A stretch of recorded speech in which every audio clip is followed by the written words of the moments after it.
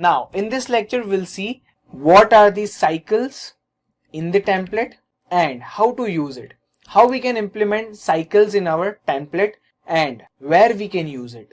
Now we'll see template inheritance and how to inherit or extend our template so that we need not to write a common code in all the templates. So we'll inherit the base.html template. Just go to the template base.html. So we'll see how to inherit this template and something like that, how to extend it, and if we want this code, we need not to write this code in the home.html template. Just we need to inherit this template and we need to put some code so that the position, so that we can write this code over there.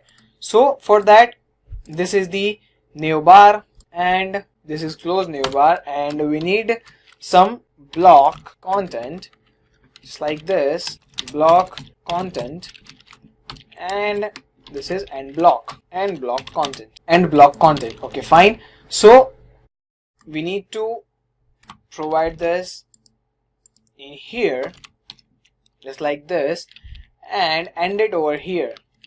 Okay, so just cut it down and at the last of the option, and just what we need to just extend our page, which is extends, just inverted commas, and base.html.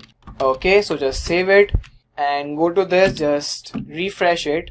Okay, so to use this, okay, we made some mistake, just like, okay, just we need to put like this and a block content and a block, and just replace it with the percentage. Okay, save it, and again here is same stuff, so just go to this and just percentage. Okay, just save it, go to the URL again. Okay, fine. So we got the navbar in our home view as well.